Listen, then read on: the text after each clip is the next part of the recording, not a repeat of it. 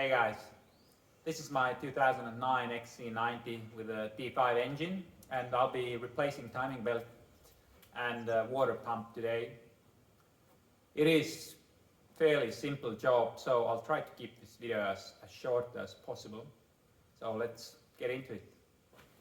So what I'll do first is remove this wheel and put the jack stand underneath it.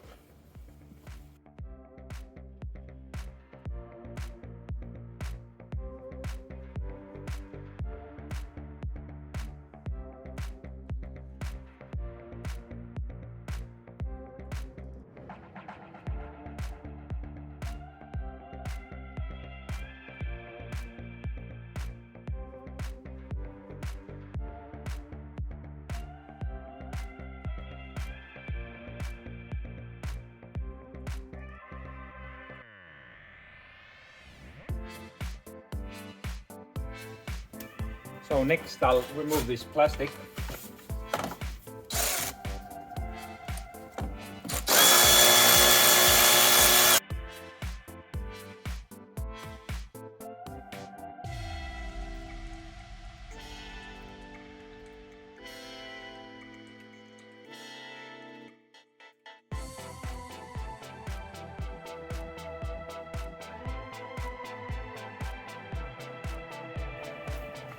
So next I'll remove the engine cover, which is easy.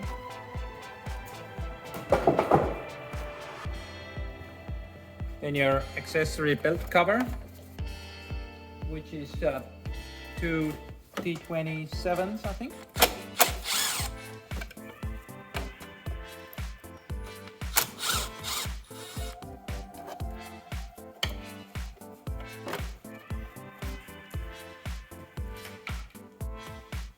And it just comes out.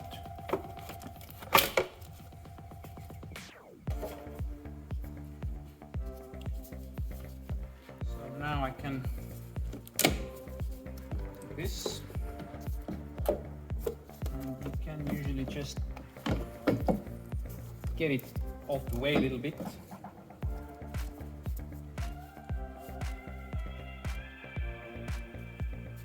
So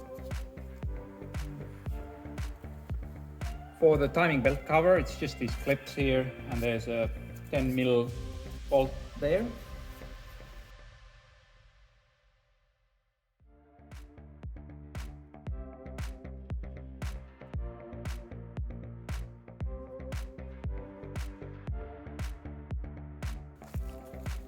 So now you got access to your timing belt. Next we're gonna remove this accessory belt, which is T60, and it goes just down here. It's a bit hard, you can't really see it, so you just have to feel it. So that's where it goes, and I'm just gonna use a spanner to get the tension rod. I'll just release the tension by pulling it, and then get the belt off from the power steering pump. What you probably want to do is have a look how the belt routes, so it'll be easier to put it back. Or you can just get it off here. So I always put a new accessory belt on it when I do the timing belt, so just to be safe, because when it fails there is a chance that it gets between the timing belt, and that will just destroy your engine.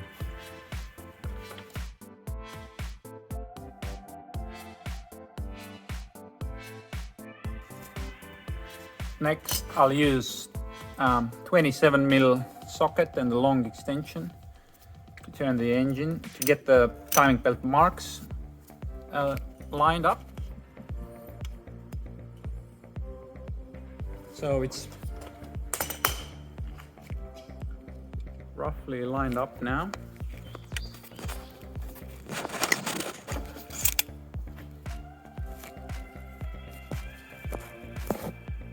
So you can see this Little mark here points towards this one. So that's all good. Next, I will pull the pulley off. To do that, you need to remove this 13mm. They take 30mm socket, and this one takes 30. So I'll do that next.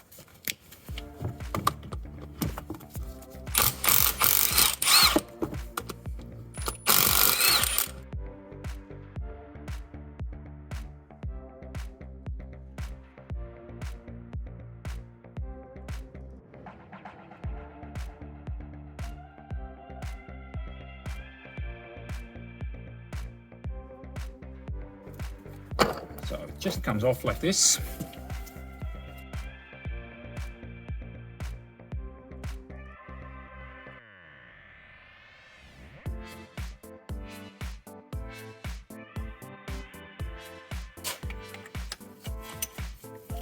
We can align the marks here now. The crankshaft one,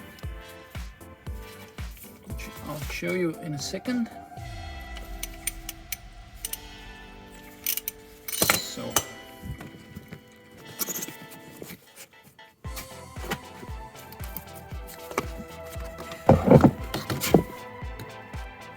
there is a little tab here, and this just has to align with the tab back on the engine block. So you can see it. So that's how it has to be.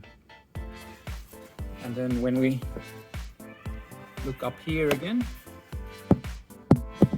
we'll see that that's aligned as well. So now what we're gonna do is we'll just undo the tensioner and pull the timing belt off. So usually this tensioner is 12mm and the idler is 10mm, but sometimes it can be different. It depends on what kit it has on it.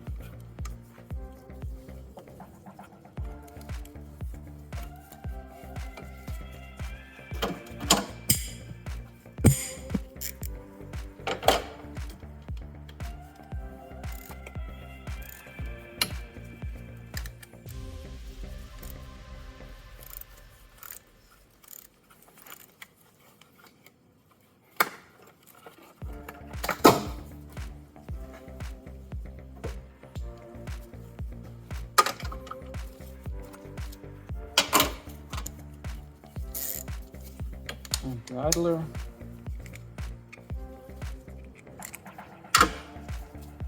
And you can get the belt off.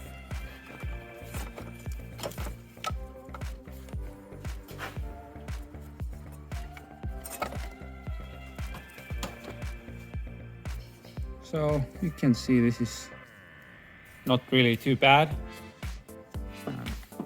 Next thing to do is to pull the water pump off. You can drain the coolant before if you want to from underneath the car. I usually just undo the water pump and let it just run out from there, because I won't be using the same coolant again. I'll always use a new one. So there's 7 10mm bolts there holding the water pump, and it's the easiest way to get it is having some sort of battery operated or air ratchet, because it just takes a while because there's just not much room. So even this is a little bit too big for the job, so it makes it a little bit hard to use.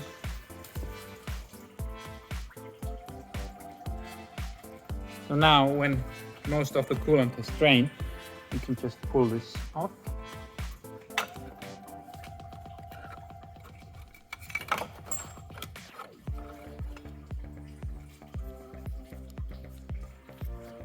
So that's still original Volvo one.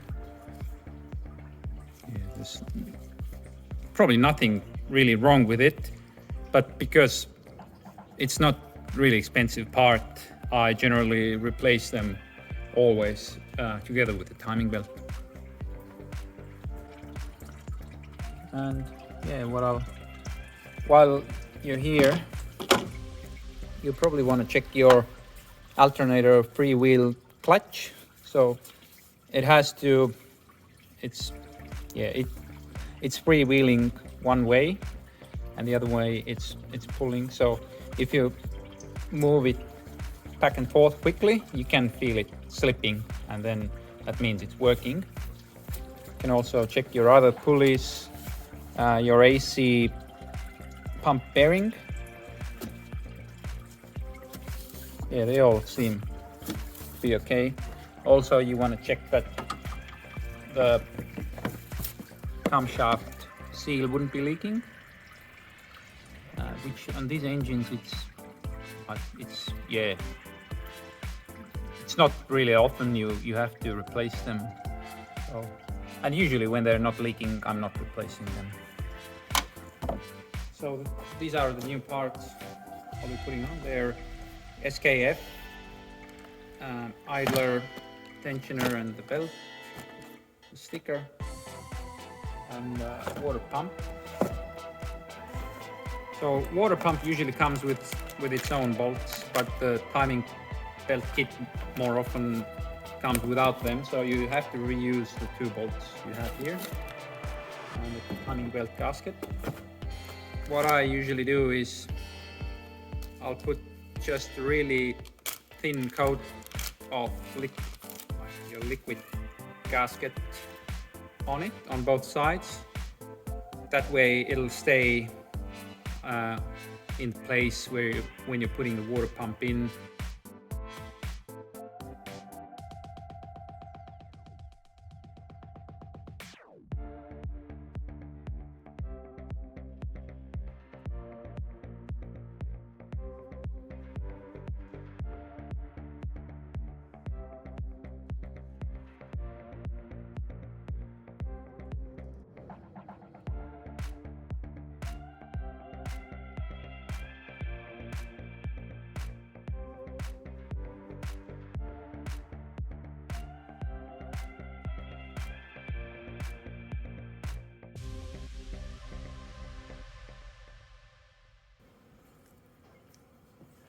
Now I'm gonna put in the idler and the tensioner.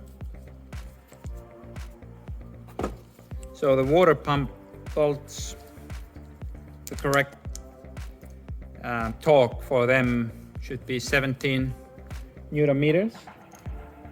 For this idler and the tensioner, it's 24 to 27 Newton meters. I don't have a small torque wrench here, so I'll just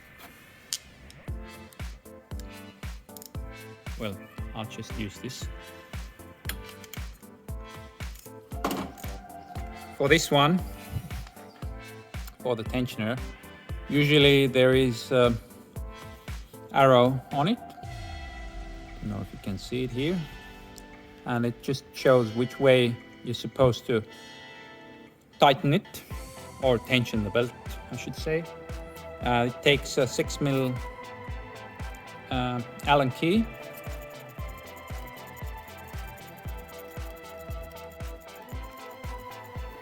Another thing, actually, what I like to do before putting it on the timing belt is putting in the coolant, and that way, if there is a leak from the water pump, I can see it straight away.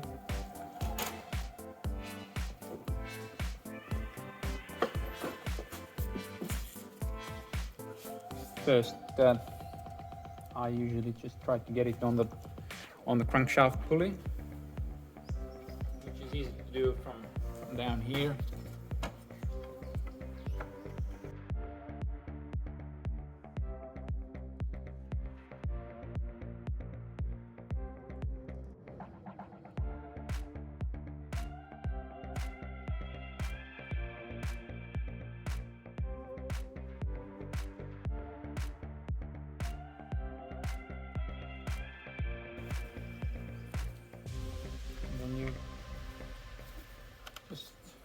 slowly work it on there.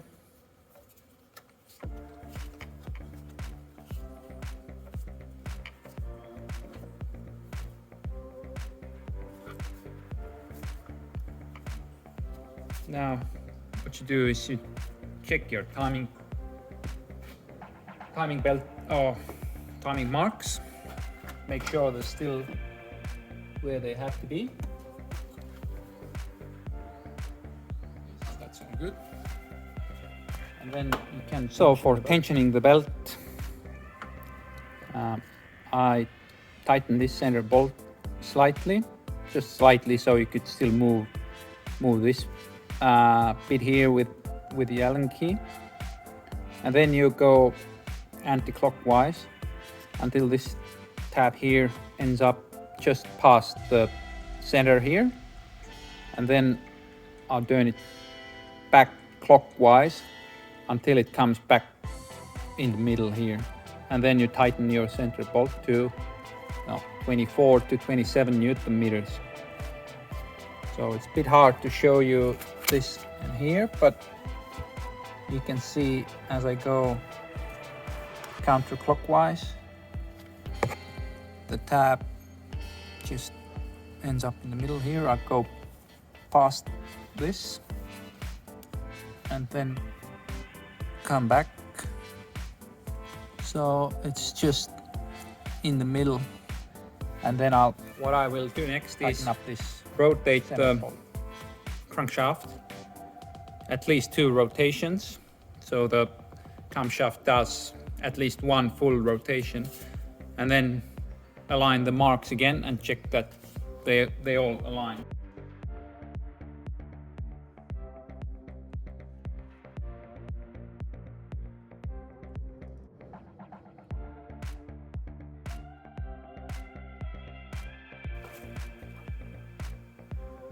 As you can see, they are lined up. So I'll take off this nut and put the pulley back on there.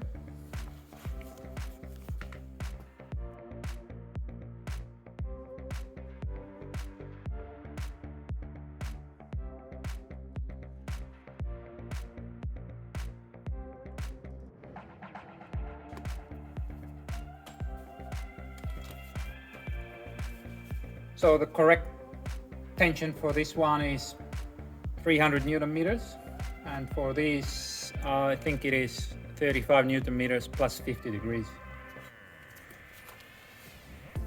So if you want to be really safe, you can turn it around by hand again, a couple more revolutions, and then another thing you should do is just press on the belt here and see if the tensioner moves, which it does.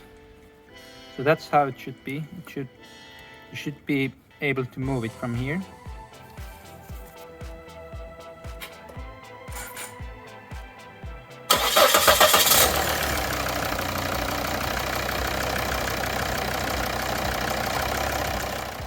So yeah, it sits where it has to sit, and we can just put the things back together.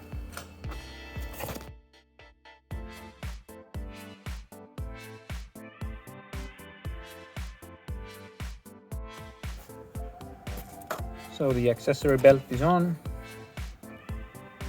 Just make sure it sits right on its pulleys, and then we can start it up again, see how it runs.